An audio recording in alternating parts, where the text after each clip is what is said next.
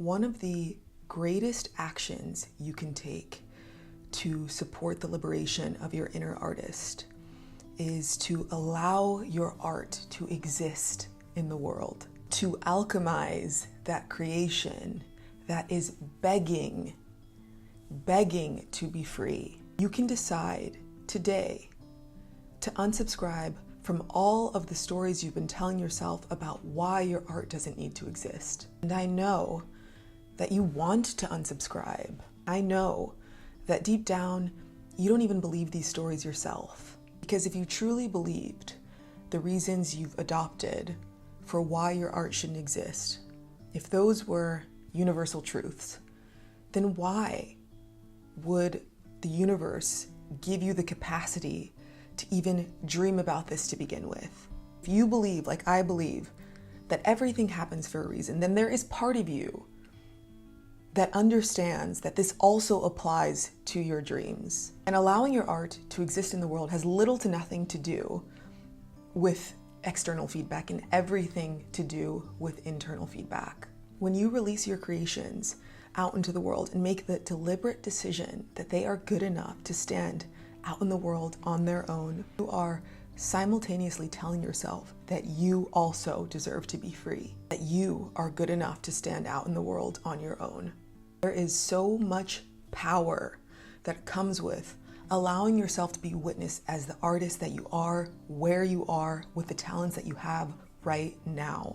This is why I think so many of us dancers struggle with this medium at times, because it requires us to be witnessed in the process of expansion. So while I was working on this video, I decided to look up the definition of artist, and I'm going to read to you the definition that resonated with me the most.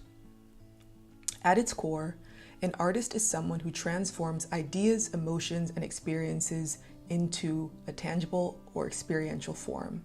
In other words, the only qualification for being an artist is having the ability to transmute what's in your mind, body, and soul into something that can exist in the world. There is nothing in that definition about how many eyes are supposed to watch it, how many dollars it's supposed to earn, how many awards it's supposed to win. The only qualification for being an artist is having the ability to transmute what's in your mind, body, and soul into something that can exist in the world. It is your duty as an artist to allow your art to exist, which also means your inner artist's liberation is your duty. And if we are one with our inner artists, this all means that by freeing your inner artist, freeing the art that lives within you, you are also freeing yourself. Them be free, let the work be free, and free yourself. It is your only duty.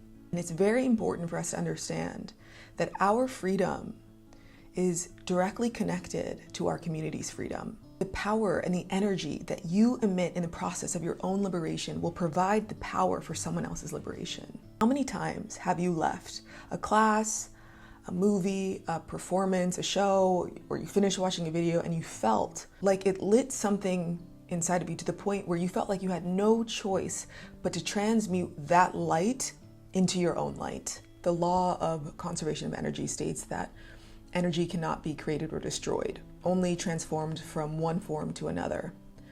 Liberation is energy. The fact that you are even liberated enough to dream is a direct result of the people who came before you who had the courage to liberate themselves, which means you already possess everything you need to free that art, to free your inner artist. You just have to do it. And the artists who witness you, who come after you, will have you to thank for their liberation. Something sort of magical happened this morning.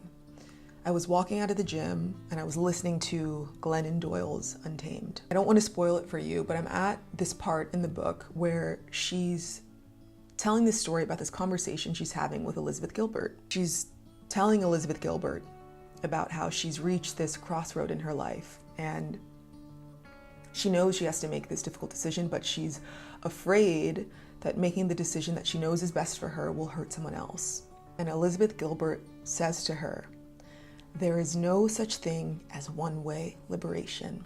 Not only was I in sheer disbelief over the fact that I was able to receive these words in the midst of working on this video. I started working on this video a few days ago. The fact that this morning I reached this point in the book is sort of kismet. But the fact that Glennon Doyle was brave enough to free Untamed, to allow this book to exist in the world, gave me the opportunity to receive those words, which inspired me to return to this script. And now you're watching this video.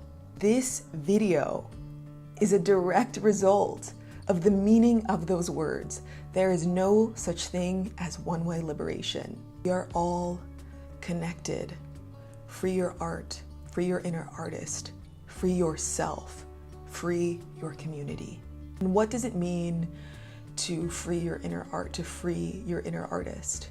It means to allow your art to exist in the world for the sole purpose of existing. Don't attach any outcomes to this work.